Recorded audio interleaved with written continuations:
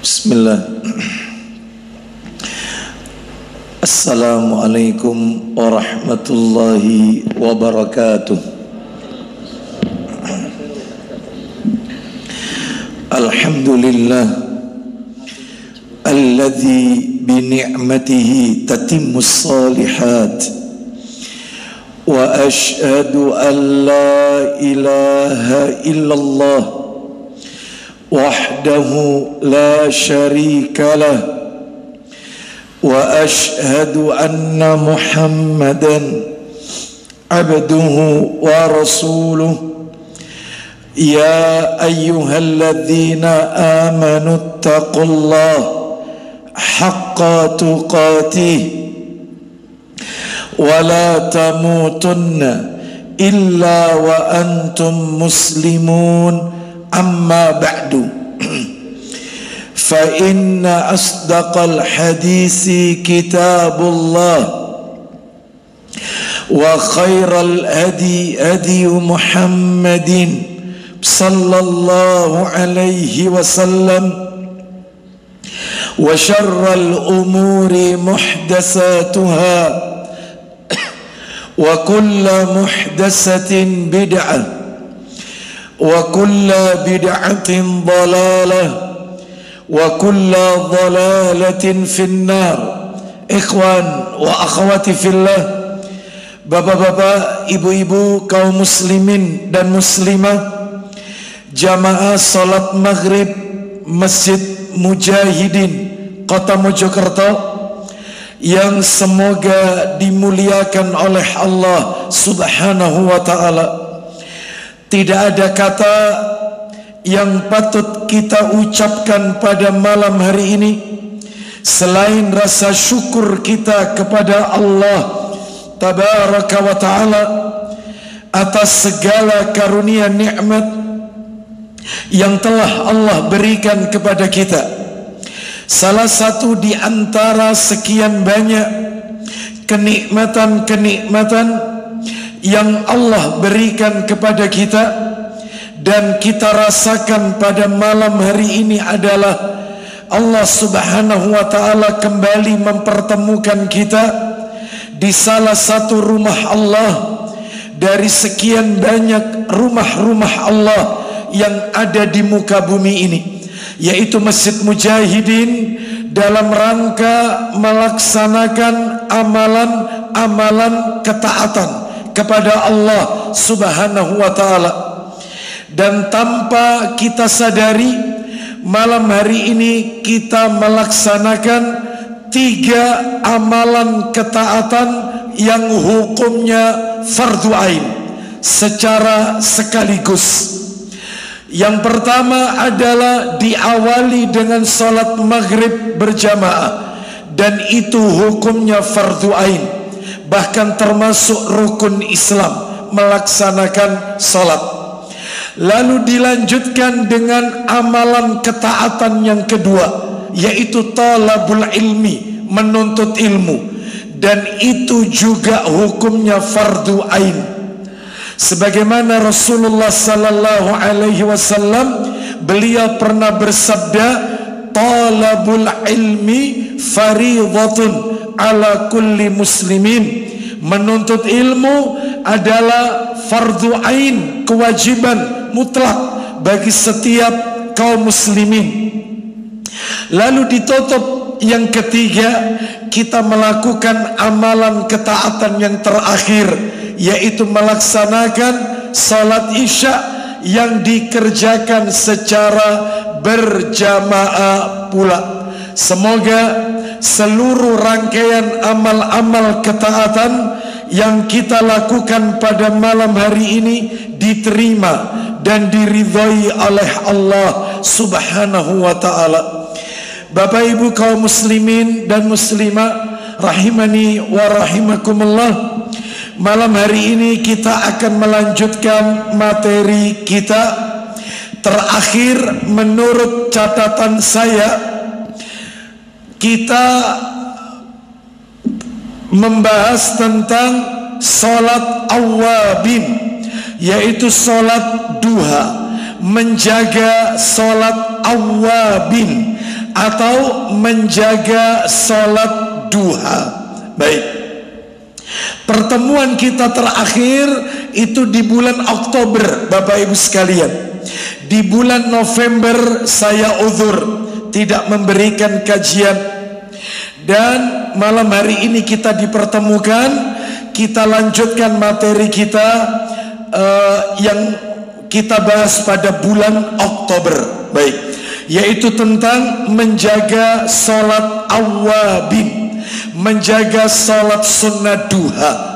Baik, Bapak Ibu sekalian, rahimani wa rahimakumullah, sebagaimana kita ketahui bersama bahwasanya sholat sunnah ini jumlahnya banyak, dan di antara sekian banyak sholat sunnah yang dianjurkan, yang ditekankan untuk dilakukan secara rutin dan kita jadikan sebagai habit, kebiasaan untuk tidak kita tinggalkan setiap hari, itu 5 macam sholat sunnah. Jadi dari total sekian banyak sholat sunnah yang masuk nominasi ranking teratas untuk dilakukan secara acak, kontinu, istiqomah, dan jangan sampai ditinggalkan, 5 macam sholat sunnah. Yang pertama sudah kita bahas tuntas di bulan Juni, yaitu sholat sunnah rawatib, sholat sunnah yang mengiringi sholat fardu sebelum dan sesudah, qobliyah dan ba'diyah. Namanya sholat sunnah rawatib, qobliyah subuh, qobliyah zuhur, ba'diyah maghrib, ba'diyah isya. Yang kedua, lah ini yang belum tuntas, harapannya malam hari ini bisa kita tuntaskan. Yang kedua adalah sholat sunnah duha. Yang ketiga, sholat sunnah isyraq. Yang keempat, sholat sunnah tahajud. Yang kelima, sholat sunnah witir. Inilah 5 macam sholat sunnah yang sebaiknya tidak kita tinggalkan, rutin kita kerjakan setiap hari. Baik, Bapak Ibu sekalian, rahimani wa rahimakumullah, kita masuk yang nomor 2, sholat sunnah duha. Sholat sunnah duha memiliki nama lain, yaitu awwabin. Nama lainnya sholat sunnah duha itu awwabin. Sebagaimana sabda Nabi yang waktu itu sudah kami sampaikan dan sebagian besar Bapak Ibu sudah mencatat, Rasulullah sallallahu alaihi wasallam bersabda, la yuhafidh ala salatid duha illa awwabun, qala wa hiya salatul awwabin. Artinya, tidaklah seseorang yang menjaga sholat duha kecuali orang itu awwab. Apa itu awwab? Orang yang banyak bertaubat kepada Allah. Lalu dikatakan, Nabi melanjutkan sabdanya, dan itulah sholatnya orang awwabin, sholatnya orang yang banyak bertaubat kepada Allah. Jadi yang benar sholat awwabin itu ya sholat duha itu. Awwabin sama dengan duha, duha sama dengan awwabin, yaitu. Jadi sholat awwabin itu bukan seperti anggapan sebagian kaum muslimin di luar sana yang 12 rakaat, tiap 2 rakaat salam ada wiridnya, ya, dikerjakan antara maghrib sampai isya, macam-macam. Bukan. Nabi nggak pernah ngajarkan itu, nggak pernah. Jadi awwabin itu adalah sholat duha. Kenapa disebut awwab? Karena itulah definisi dari orang yang banyak bertobat. Makanya orang kalau rutin sholat duha, maka dia tertulis di sisi Allah orang yang banyak taubatnya. Karena nama lainnya duha itu awwab, awwabin. Baik, kita lanjutkan. Waktu itu kita sudah bahas menurut catatan saya di bulan Oktober definisi sholat awabin. Sudah kita lewati ya, kita lewati. Yang kedua, fadilah, keutamaan sholat duha atau sholat awabin, itu juga sudah saya sampaikan, tidak perlu kami ulang kembali. Terus lah yang ketiga ini terakhir di sini waktu di bulan Oktober itu. Apa yang ketiga? Yang ketiga adalah hukum mengerjakan salat sunnah duha atau hukum mengerjakan salat sunnah awabin. Baik, saya singgung sedikit, kami review saja terkait hukumnya. Ulama berbeda pendapat. Sebagian ulama, salah satunya yaitu yang dikatakan oleh Ibnu Taimiyah rahimahullah dan muridnya Ibnu Taimiyah namanya Al-Imam Ibnul Qayyim Al-Jauziyah rahimahullah. Jadi Ibnul Qayyim itu muridnya Ibnu Taimiyah. Jadi guru dan murid ini berfatwa sholat sunnah duha itu tidak boleh rutin dilakukan, nggak boleh. Sholat sunnah duha itu tidak dilakukan tiap hari terus menerus, enggak. Ini katanya Ibnu Taimiyah loh ya, dan Ibnu Qayyim. Baik, lo mereka punya dalil, punya.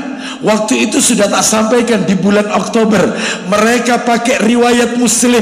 Jadi ternyata disebutkan Rasulullah Sallallahu Alaihi Wasallam itu baru mengerjakan sholat sunnah duha kalau pulang dari bepergian safar. Jadi kalau mukimin gak bepergian gak perlu. Berarti sholat sunnah duha itu dilakukan kalau ada sebabnya. Kalau ndak ada sebabnya gak perlu. Sekali lagi lo ya, ini kata Ibnu Taimiyah, kita hormati pendapat ini karena dalilnya kuat.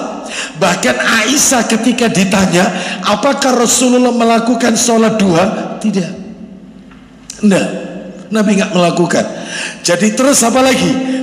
Dalil yang mereka pakai adalah Abu Hurairah radhiyallahu an pernah meminta nasihat kepada Nabi. Lalu kemudian Rasulullah Sallallahu Alaihi Wasallam memberikan nasihat kepada Abu Hurairah 3 nasihat. Yang pertama, puasa 3 hari setiap bulan, Ayyamul Bid.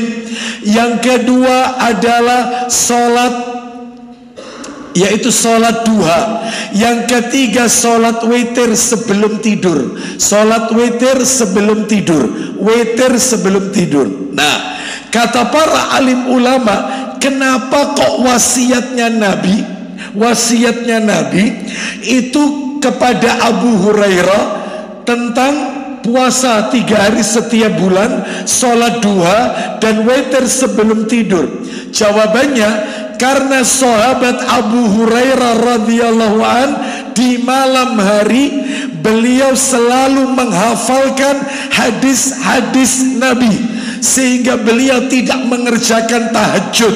Makanya Nabi ngasih wasiat gantinya sholat duha di pagi hari. Makanya orang kalau malam tidak tahajud maka boleh, yaitu di paginya sholat duha. Tapi kalau malamnya sudah tahajud nggak perlu sholat duha, karena sholat duha itu dilakukan nek ono sebabnya. Kalau tidak ada sebabnya nggak perlu. Sekali lagi, ini fatwanya Ibnu Taimiyah dan Al-Imam Ibnu Qayyim Al-Jauziyah rahimahullah. Baik, kita hargai pendapat ini. Sekarang pendapat yang kedua, ini yang kuat. Tapi kita tidak boleh menyalahkan orang yang mengatakan kekeh, oh gak bisa sholat duha itu kalau malamnya tidak tahajud, atau kamu pulang dari safar baru duha, nek rutin tiap hari, endi dalile? Jangan dibantah. Ya sudah, diam aja, karena dalilnya kuat, dalilnya ada seperti itu. Bahkan disebutkan ini dalam riwayat Muslim, yaitu Ibnu Umar radhiyallahu anhuma ketika ditanya oleh Muwarraq, apakah engkau sholat duha? Ibnu Umar menjawab tidak. Muwarraq radhiyallahu bertanya lagi, apakah ayahmu Umar bin Khattab itu sholat duha? Tidak. Muwarraq bertanya lagi, bagaimana dengan Abu Bakar? Ibnu Umar menjawab, tidak, Abu Bakar nggak pernah sholat duha. Muwarraq bertanya lagi, lah kalau Nabi bagaimana? Ibnu Umar menjawab, aku tidak dapat mengira-ngira. Aku tidak dapat mengira-ngira. Umar tidak sholat duha, anaknya Ibnu Umar tidak, Abu Bakar tidak. Ketika ditanya kepada tentang Nabi, apakah Nabi sholat duha, aku tidak dapat memastikan. Nah, berarti kalau begitu Bapak Ibu sekalian, ini kuat pendapatnya. Jadi tidak boleh rutin. Baik ya, kita tinggalkan pendapat pertama. Sekarang pendapat kedua, dan inilah yang paling rojih, argumentatif, yang kuat. Apa itu? Hukumnya sholat sunnah duha atau awabin adalah sunnah secara mutlak. Artinya boleh dikerjakan secara rutin, kontinu tiap hari. Meskipun malamnya sudah tahajud, meskipun dia tidak pulang dari safar, rutin, tak apa-apa. Dalilnya, dalil. Pakai apa dalilnya? Harus ada dalilnya kan? Lawan pendapat pertama ada dalilnya. Masa pendapat kedua tidak ada dasarnya? Ada. Dasarnya di mana? Dasarnya adalah, yaitu silakan bisa dibantu Sahih Muslimnya nomor 682 ya. Coba dibantu. Setelah itu jangan ditutup nomornya karena nanti berdekatan. Sahih Muslim 682. Silakan baca dari Mu'adzah Al-Adawiyah radhiyallahu an, bahwa Aisyah radhiyallahu anhuma mengabarkan. Silakan, ayo. Dari Aisyah radhiyallahu anhuma katanya, iya, aku tidak pernah melihat Nabi SAW sholat sunnah duha. Ulang lagi kata Aisyah. Aku tidak pernah melihat Nabi SAW sholat sunnah duha. Aisyah loh ini, istri loh ini, mengatakan aku tidak pernah lihat Rasulullah sholat duha. Ini yang dipakai oleh Ibnu Taimiyah tadi, dipegangi. Berarti nggak boleh rutin. Oh, Nabi nggak pernah melakukan. Lanjut teruskan, silakan. Sekali-kali tidak. Loh, sampai diperjelas oleh Aisyah, sekali-kali tidak pernah. Tapi belum titik, masih koma. Lanjut.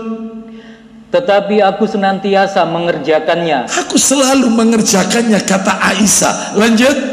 Sekalipun beliau tidak. Sekalipun Nabi tidak, aku mengerjakannya. Berarti kalau begitu Ustaz, kita yang melakukan sholat sunnah dua mengikuti jejak para sahabat, sahabiat, sahabat Nabi dari kalangan kaum wanita, termasuk Ummul Mukminin, istri Nabi. Ya, Aisyah melakukannya sekalipun Nabi tidak. Lanjut, teruskan. Sesungguhnya beliau menyukai amal tersebut. Nah, ini yang paling penting. Ini yang dijadikan dasar oleh pendapat kedua. Sekalipun Nabi tidak, tapi Nabi suka melihat aku mengerjakannya. Berarti kalau kita melakukan sholat dua, itu amalan yang disukai Nabi. Sekalipun Nabi tidak melakukan, tapi Nabi suka. Berarti nggak apa-apa setiap hari, karena amalan ini disukai oleh Nabi Sallallahu Alaihi Wasallam. Ulang lagi kalimatnya, ulang lagi, mundur sedikit, silakan. Sesungguhnya beliau menyukai amal tersebut. Lanjut, teruskan. Tetapi beliau khawatir umat senantiasa mengamalkannya lalu dianggap wajib. Nah, Nabi menyukai amalan itu, cuma Nabi itu khawatir kalau itu dikerjakan nanti dianggap wajib. Baik, tak kasih dalil yang lain yang menunjukkan sunnah boleh dikerjakan rutin, nggak apa-apa. Meskipun malamnya sudah tahajud, meskipun dia tidak musafir, nggak apa-apa. Dalilnya, ayo dibuka Sahih Muslim 683, baca, silakan. Dari Mu'adzab radhiyallahu anhuma, dia bertanya kepada Aisyah radhiyallahu anhuma, katanya, ya, berapa rakaat Rasulullah sallallahu alaihi wasallam sholat duha? Nah, ini langsung tanyanya ke Aisyah. Sama-sama ini orangnya Aisyah.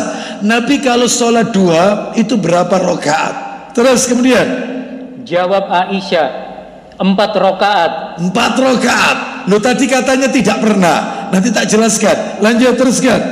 Dan sesudah itu beliau tambah berapa disanggupinya. Baik. Dan setelah itu beliau menambahkan jumlah rakaat sesuai keinginan beliau.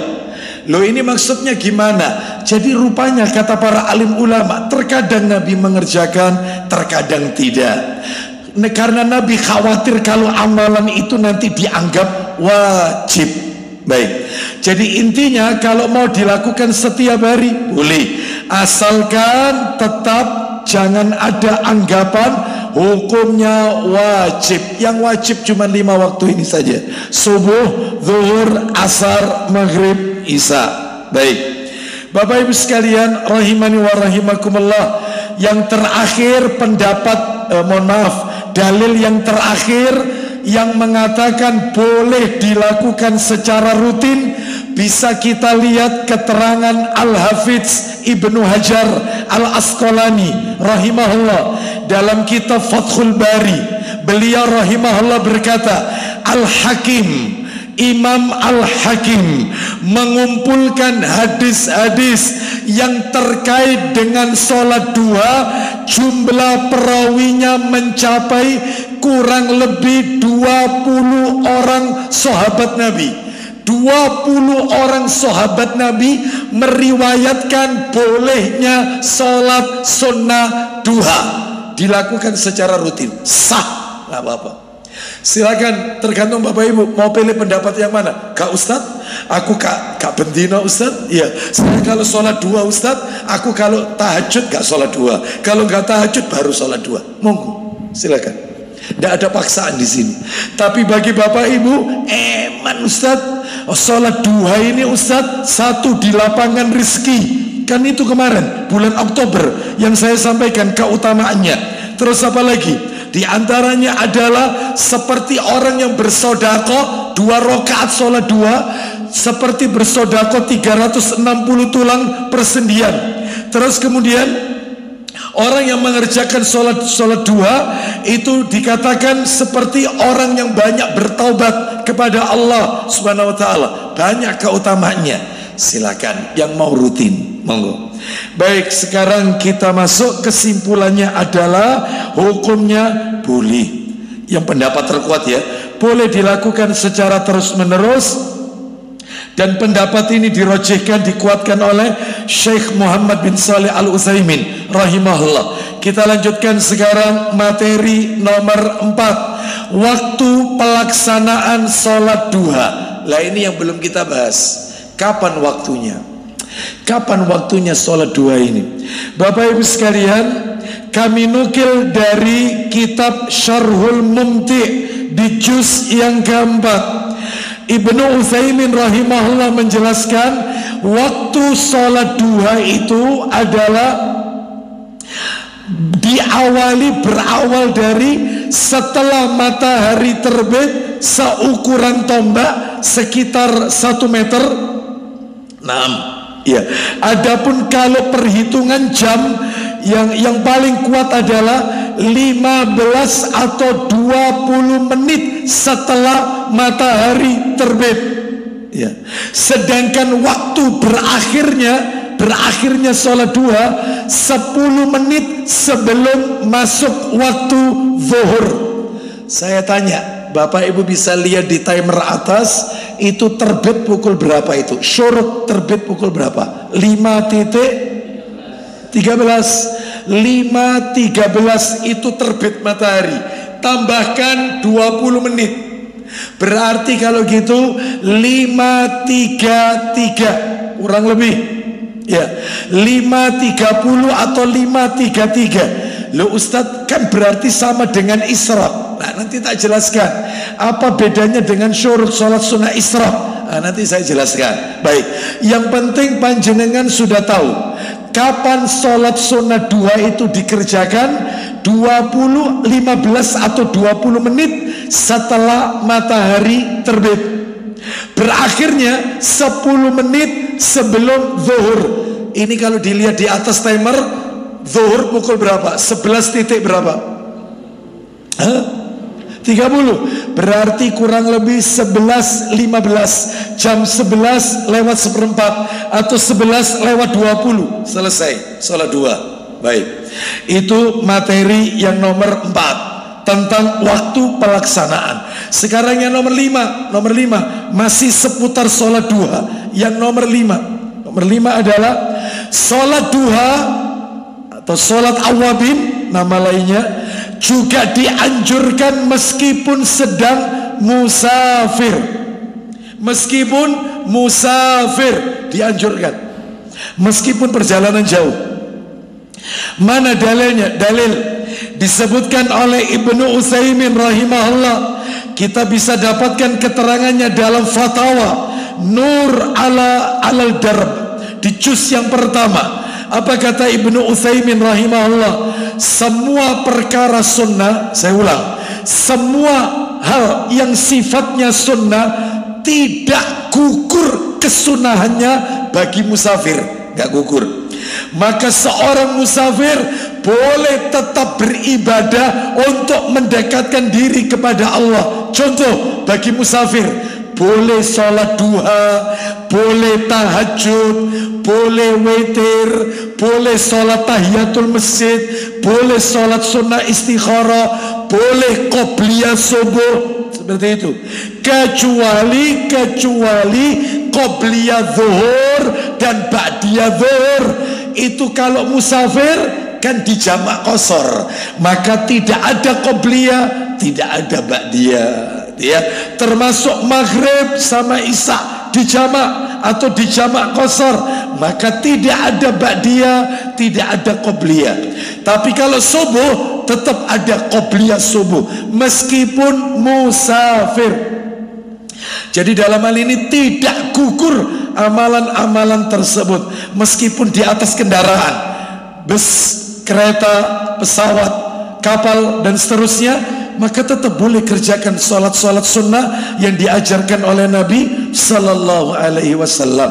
Baik, jadi ini menunjukkan kepada kita boleh sholat duha di perjalanan, boleh.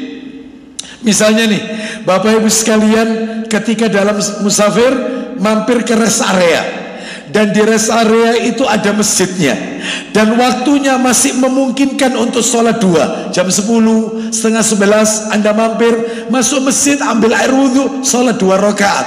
Karena yang tidak boleh itu adalah yaitu menjadikan masjid sebagai tempat untuk buang hajat saja, yaitu di toiletnya masjid, atau hanya sekadar untuk dilalui saja, atau dijadikan sebagai tempat rekreasi. Banyak yang kayak gini, masjid-masjid hanya dijadikan sebagai media selfie. Banyak masjid-masjid pinggir jalan yang keren-keren, banyak, ya bagus-bagus. Itu cuman mampir terus foto-fotoan, foto di depan masjid bareng sama rombongan, habis itu masuk masjid. Jangan. Kata Nabi, salah satu tanda kiamat, kiamat itu sudah mulai dekat manakala sudah banyak orang-orang yang berlomba bermegah-megahan bangun masjid dan menjadikan masjid sebagai tempat wisata. Masjid ini sebagai wisata. Jadi apa, difoto, jadi dia tidak sholat. Masuk masjid itu apa, ornamennya bagus, ya, nanti keramiknya apa, habis itu berangkat keluar. Nggak boleh ya kayak gini. Dan saya sering kali menyaksikan yang seperti ini, sering kali di beberapa tempat rest area, baik itu, mohon maaf saya tidak sebut nama masjidnya, baik di daerah Taman Dayu, entah itu di daerah Pandaan, entah itu di daerah tempat-tempat yang lain yang besar-besar, nah yang megah-megah, itu cuma sekedar foto-fotoan, hanya foto-fotoan, dan dia tidak sholat tahiyatul masjid. Mestinya masuk masjid tahiyatul masjid, niatnya boleh dirangkap 2 rakaat, niatnya tahiyatul masjid plus sholat duha. Kalau memang waktunya masih 2, nggak apa-apa, boleh. Jadi ini menunjukkan musafir tetap tidak gugur untuk menjalankan sunnah Nabi Sallallahu Alaihi Wasallam. Dalam hal ini sholat sunnah. Baik, kita lanjutkan. Kan ada orang seperti ini, ya, setiap kali di perjalanan yang dicari itu masjid. Mampir pokoknya ono masjid untuk buang hajat, kencing dong, kencing terus pergi. Banyak ndak yang kayak gini. Ya ini tanda-tanda kiamat sudah semakin dekat. Ya, aku kok geblek. Tolong, dia ndak jari pom bensin, enggak. Nek ono masjid po mampiro, ya tak pikir sholat, lu sholat tak? Enggak, aku geblek ngoyo. Ya ini tanda-tanda kiamat. Ya nggak boleh. Maka masuk masjid, ambil air wudhu, sholat 2 rakaat. Setelah itu lanjutkan perjalanan. Baik, kita lanjutkan yang ke-6, jumlah rakaat sholat sunnah duha. Nah ini jumlahnya. Bapak ibu sekalian rahimani wa rahimakumullah, salat sunnah duha ini jumlah rakaatnya tidak terbatas. Untuk jumlah rakaatnya tidak terbatas. Yang dibatasi itu waktunya. Waktunya 20 menit setelah terbit dan 10 menit sebelum zuhur, itu waktunya. Kalau jumlah rakaatnya tidak terbatas. Makanya bagi bapak ibu sekalian yang mungkin libur, tidak ada kegiatan, ya lebih banyak waktunya di dalam rumah, maka panjenengan boleh salat sunnah duha itu diawali 20 menit setelah matahari terbit, 2 rakaat. Setelah itu zikir, ada zikirnya, nanti kita ajarkan. Setelah itu sholat lagi 2 rakaat. Setelah itu zikir. Apalagi ibu-ibu, waktunya lebih banyak di rumah, mungkin kegiatan masak dan seterusnya. Terus sholat lagi 2 rakaat, terus wirid lagi, zikir lagi. Ternyata total sampai menjelang zuhur, totalnya 40 rakaat. Itulah sholat duha. Sholat sunnah duha tidak ada batasan rakaat. Yang dibatasi itu cuman waktunya. Jumlahnya tidak terbatas. Bisa dipahami di sini. Dan cara mengerjakannya 2 rakaat salam, 2 rakaat salam, sebagaimana hadis Nabi. Ada Ibnu Majah kitabnya? Ada? Nah, jilid 1 Ustaz. Nomornya belakang 1097. Kita dengarkan Ibnu Majah 1097 dari Ibnu Umar radhiyallahu anhuma. Dia berkata, Rasulullah sallallahu alaihi wasallam bersabda, ya 1097, salatul laili wan nahari masna masna. Silakan baca. Dari Ibnu Umar, dari Rasulullah sallallahu alaihi wasallam, bahwa beliau bersabda, isinya salat sunnah malam hari dan siang hari 2 rakaat, 2 rakaat. Salat sunnah yang dikerjakan siang hari dan malam hari 2 rakaat salam, malam dan siang ya, 2 rakaat salam, 2 rakaat salam. Makanya salat tarawih kan malam hari, 2 rakaat salam, 2 rakaat salam. Tahajud 2 rakaat salam, 2 rakaat salam. Duha 2 rakaat salam dan seterusnya. Baik, termasuk yang sebelum zuhur kan 4 rakaat sebelum zuhur, 2 rakaat salam, 2 rakaat salam. Baik, wallahu a'lam wa bishawab. Sekarang kita lanjutkan materi nomor berapa sekarang? 7. Yang ke-7. Nah, ini yang tadi saya janjikan. Apa yang ke-7? Salat sunnah isyraq atau syuruk. Salat sunnah isyraq atau syuruk adalah salat sunnah duha di awal waktu. Jadi Bapak Ibu sekalian, panjenengan tadi kan sudah lihat timernya. Waktu terbit 5.13, tambahkan 20 menit, berarti 5.33. Itu kalau persis Anda lakukan 5.30 atau 33, Allahu Akbar. Ini namanya salat sunnah isyraq. Persis salat sunnah isyraq. Salat sunnah isyraq itu nama lainnya salat sunnah duha di awal waktu. Jadi kalau ada di Masjid Mujahidin kajian ba'da subuh, ternyata ceramahnya yang disampaikan oleh Ustadz ya, itu ternyata selesainya jam 6 kurang seperempat, 6 kurang seperempat, 6 kurang 15, 5:45. Lalu Anda sholat itu namanya duha. Sudah lewat soalnya. Waktu on time-nya sudah lewat. Kalau Anda on time 15 atau 20 menit, ya, itu langsung Anda sholat, namanya syuruk isyraq. Tapi kalau jam 6 kajiannya selesai jam 6 pagi baru sholat, namanya duha. Faham sampai di sini? Jadi sholat sunnah isyraq itu nama lainnya selain nama lainnya sholat sunnah isyraq, sholat sunnah duha di awal waktu. Isyraq sama dengan duha di awal waktu. Isyraqnya molor, ya, waktunya lewat, duha saja, garis miring awabin. Sudah mulai paham sekarang. Jadi sholat sunnah isyraq ini sholat sunnah yang dikerjakan di awal waktu duha. Awal waktu itu namanya isyraq. Wallahu a'lam bishawab. Mana dalilnya? Dalil minta tolong Sahih Targhib jilid 1 nomor 464 464. Silakan. 464, ya, silakan dibaca. 464. Kita dengarkan. Dari Anas bin Malik radhiyallahu an, dia berkata, kita dengar, ya, Rasulullah sallallahu alaihi wasallam bersabda, man shallas subha fi jama'atin, silakan. Barang siapa sholat subuh dengan berjamaah, subuhnya berjamaah, summa qa'ada yadhkurullaha hatta tatlu asyamsu, silakan. Kemudian duduk berzikir kepada Allah sampai matahari terbit. Baik. Jadi dia duduk gak pulang. Di masjid itu dia duduk zikir terus kemudian sampai matahari terbit.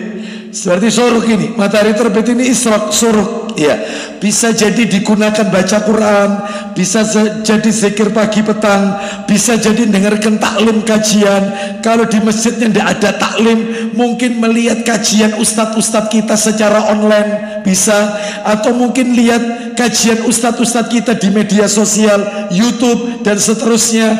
Maka sampai suruk, ya, intinya dia menunggu matahari terbit, dia melakukan berbagai macam amalan-amalan ketaatan, amalan-amalan kebajikan, seperti itu. Terus lanjut, apa yang terjadi? Summa sholli raka'ataini, silakan. Summa shalla raka'ataini, silakan. Kemudian sholat 2 rakaat. Nah, setelah sorot matahari terbit, dia sholat 2 rakaat. Kanat lahu ka'ajri hajjatin wa umratin, silakan. Maka dia meraih pahala seperti pahala haji dan umroh. Terus kata Anas bin Malik, Rasulullah SAW melanjutkan sabdanya, tamatin, tamatin, tamatin. Silakan. Dia berkata, Rasulullah SAW bersabda, bagaimana haji dan umrohnya? Sempurna, sempurna, sempurna. Haji umrohnya sempurna, sempurna, sempurna.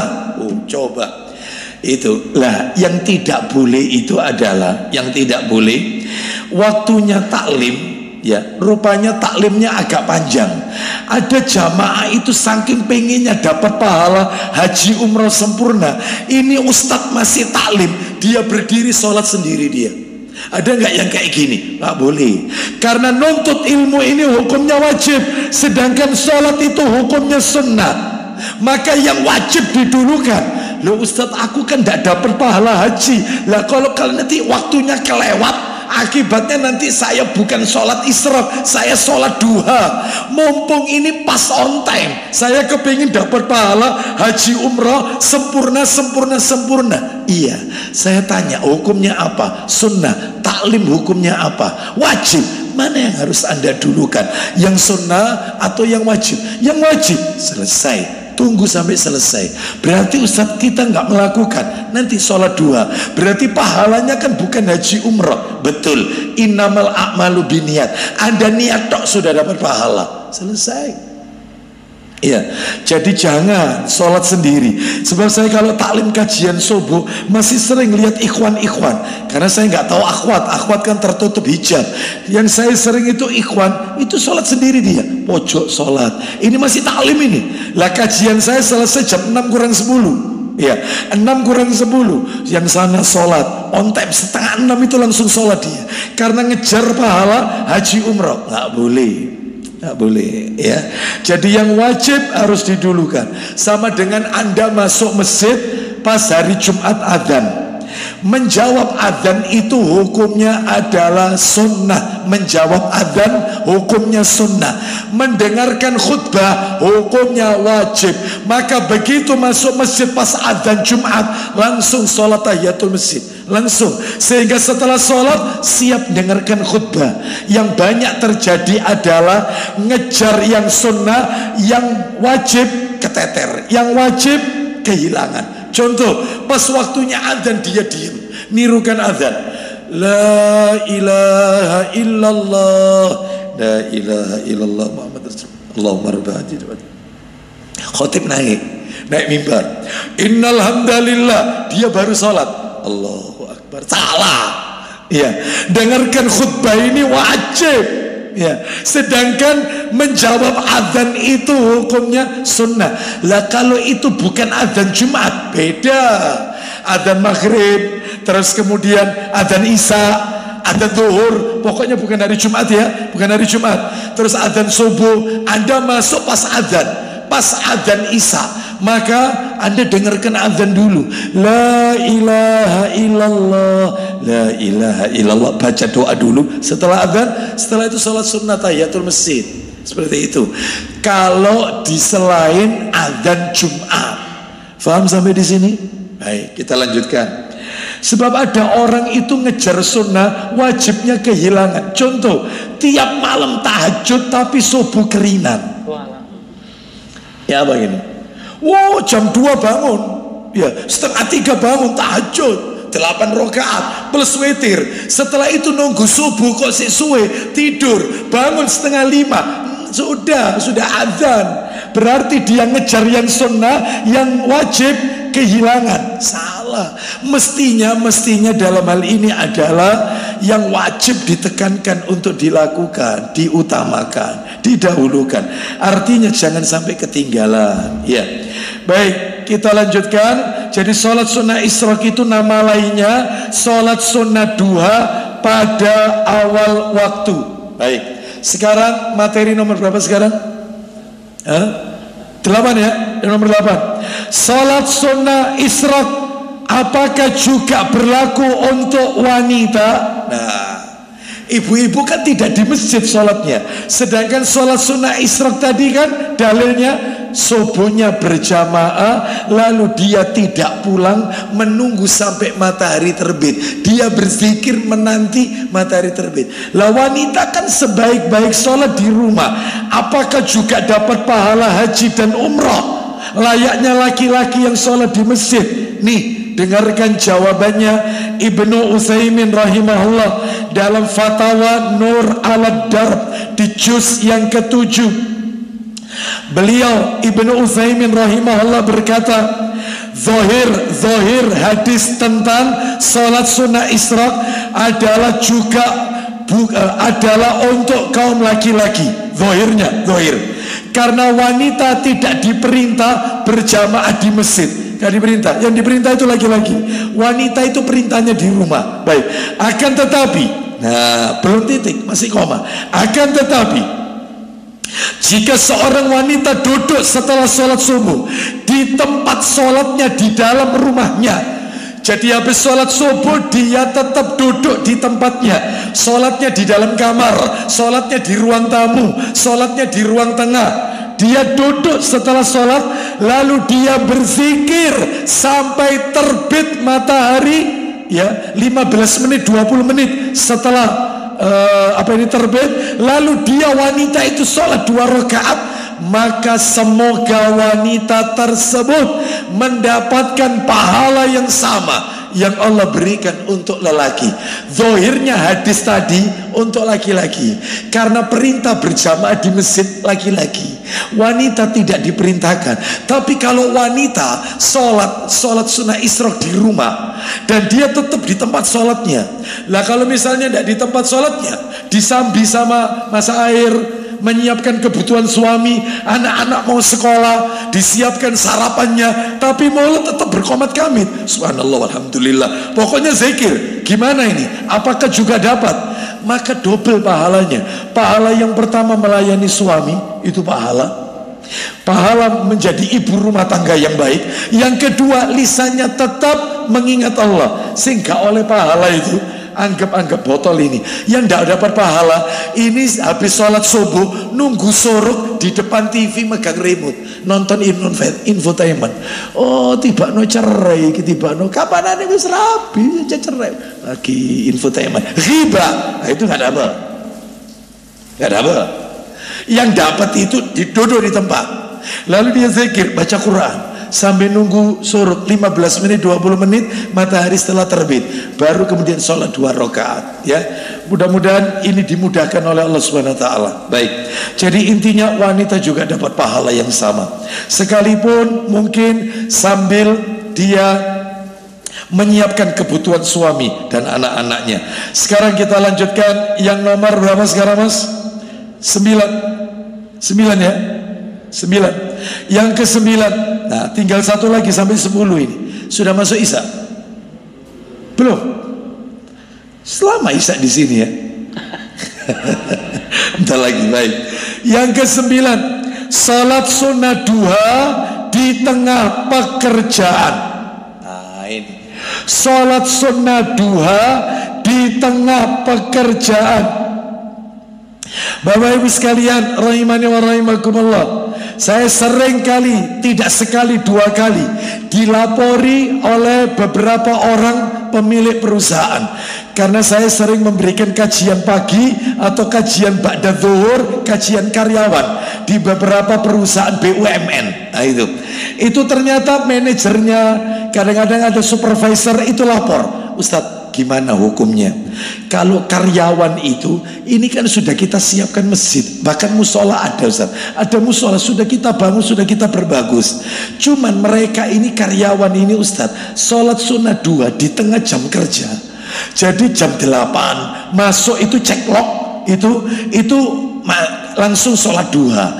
Terus kemudian atau jam 9 itu tidak ada kerjaan, daripada tidak ada kerjaan nganggur, itu dipakai sholat duha. Kadang-kadang ada yang sebentar, ono sing suwe Ustaz, sak maca Qur'ane dan seterusnya.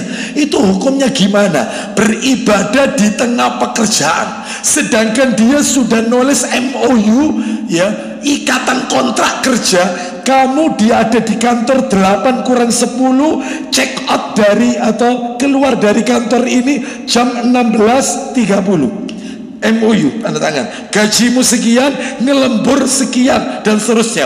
Ternyata dipakai untuk ibadah, bukan kerja. Apakah ada Islam mengatur ini? Jawabannya adalah setelah kumandang adzan Isya, ya. Kita dengarkan setelah kita mendengarkan adzan kumandang Isya. Baik, demikian. Silakan dikumandangkan adzan Isya, kita skors dulu. Wassallallahu ala nabiyyina wa ala alihi washabihi wasallam. Silakan. Kita lanjutkan. Bagaimana hukumnya sholat sunnah duha di tengah pekerjaan? Bapak Ibu sekalian, yang pertama yang harus dipahami adalah sholat sunnah ini dikerjakan di rumah, bukan di masjid. Sholat sunnah itu dikerjakan itu di rumah, apapun itu, kecuali sholat tahiyatul masjid. Nah, itu baru di masjid.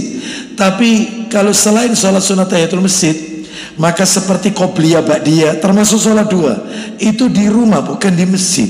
Mana dalilnya? Dalil, coba dibuka Sahih Targhib wa Tarhib nomornya 436.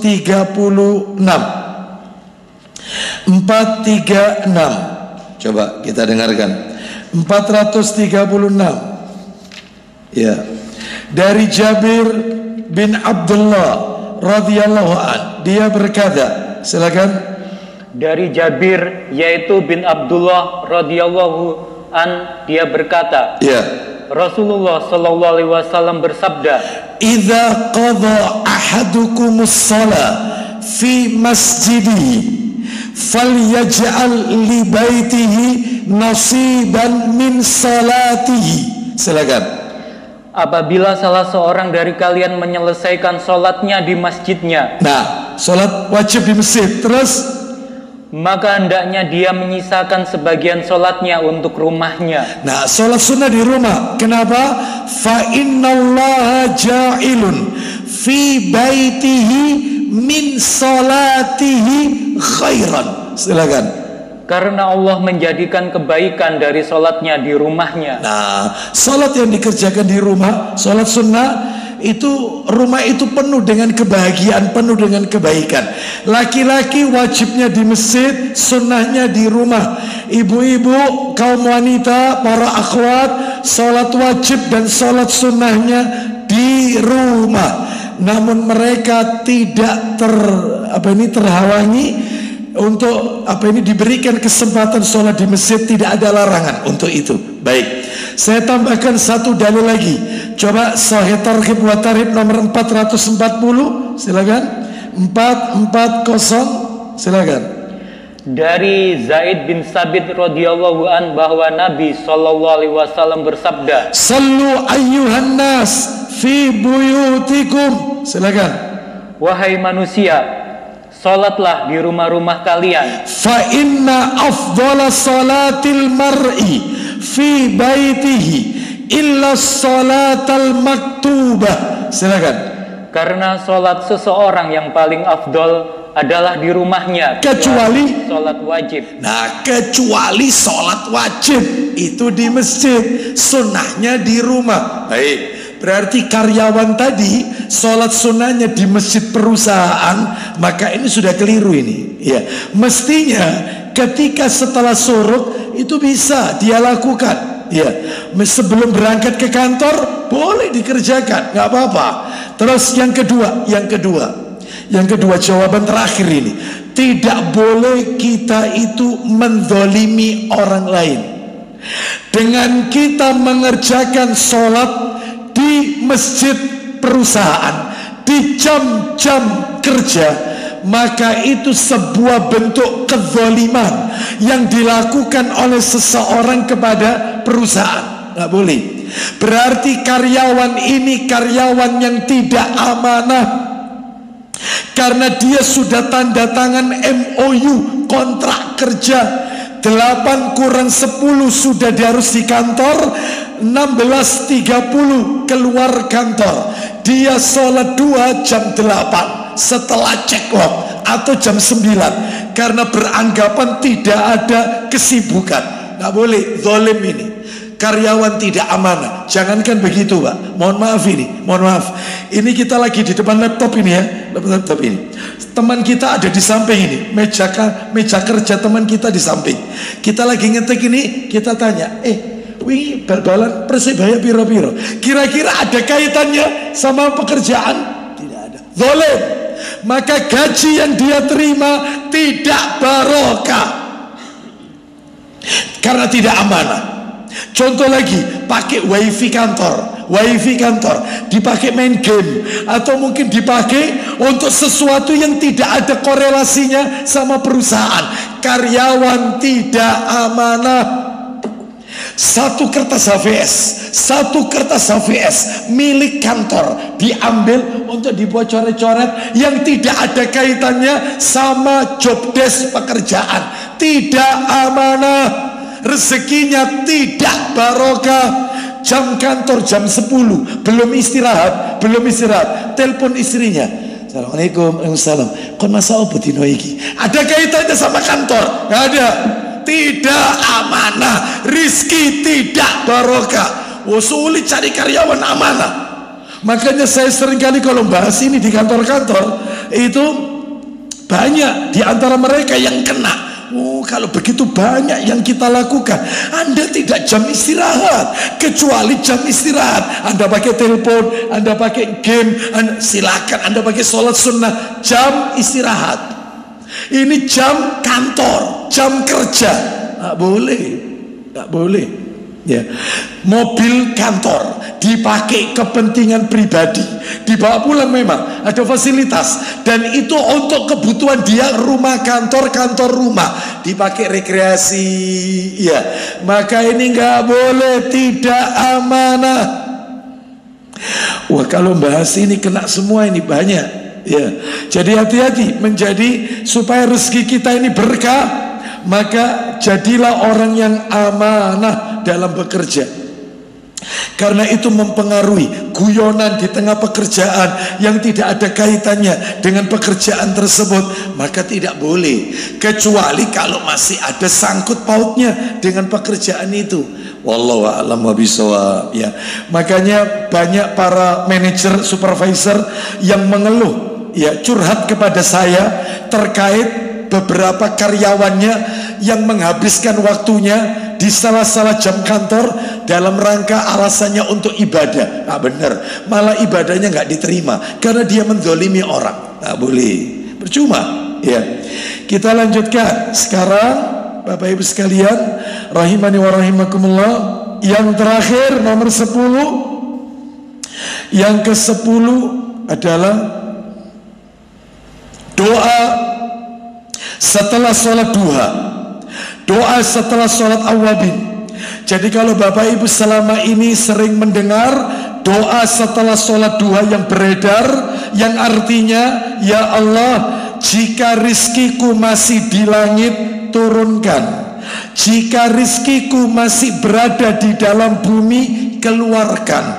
Jika rizkiku masih jauh, dekatkan. Ternyata riwayatnya dhaif, lemah. Lah terus yang benar bagaimana? Setelah sholat duha, zikir yang Nabi ajarkan, jadi bukan doa, zikir yang Nabi ajarkan, sebagaimana riwayat Bukhari dalam kitab Adabul Mufrad nomor hadis 619, zikirnya berbunyi Allahumma ghafirli wa tub alayya innaka antat tawwabur rahim, dibaca 100 kali. Ayo tirukan saya semuanya. Allahumma ghafirli wa tub alayya innaka antat tawwabur rahim. Baik, artinya Allahumma gfirli, ya Allah ampunilah aku, wa tub alayya, terimalah taubatku. Makanya sholat duha itu nama lainnya awabin, sholatnya orang yang banyak bertobat, karena isi zikirnya ini. Allahumma gfirli, ya Allah ampuni aku, wa tub alayya, terimalah taubatku, innaka antat tawwabur rahim, karena sesungguhnya engkau adalah maha penerima taubat dan maha penyayang. Nah itu ya, jadi tolong itu dihafalkan, dibaca 100 kali. Wallahu a'lam bishawab. Berarti materi kita sudah tuntas untuk sholat duha dan sholat sunnah isyraq. Jadi sholat sunnah rawatib tuntas, itu di bulan Juni itu sholat sunnah rawatib. Terus sholat sunnah duha dan sholat sunnah isyraq itu baru saja kita tuntaskan. Jadi yang tinggal tersisa tahajud sama witir. Karena 5 macam sholat inilah yang ditekankan untuk rutin kita kerjakan setiap hari. Kita jadikan habit. Qobliyah ba'diyah sholat sunnah rawatib, duha, isyraq, tahajud, witir. Berarti kalau bulan depan Allah pertemukan kita, jika ditakdirkan, kita masuk ke sholat tahajud. Dan gandengannya tahajud, karena di malam hari itu sekalian dengan tarawih. Itu karena masih ada korelasinya itu, ya. Terus kemudian witir. Wallahu a'lam bishawab. Baik, sebelum kita tutup dengan kafaratul majelis, silakan barangkali ada yang mau bertanya. Kalau tidak ada, saya tutup dengan doa kafaratul majelis. Ada? Sudah jelas? Antara jelas atau bingung? Ya, jelas semuanya ya. Baik, kalau tidak ada, kita tutup dengan doa kafaratul majelis. Semoga Allah memberikan ilmu yang bermanfaat kepada kita. Semoga Allah menjadikan kita orang-orang yang istiqomah dalam melaksanakan perintah Allah dan sunnah Nabi sallallahu alaihi wasallam dalam kehidupan sehari-hari. Kita akhiri wassallallahu ala nabiyyina wa ala alihi washabihi wasallam. Subhanakallahumma wa bihamdika asyhadu an la ilaha illa anta astaghfiruka wa atubu ilaik. Wa akhiru da'wana anil hamdulillahi rabbil alamin. Assalamualaikum warahmatullahi wabarakatuh.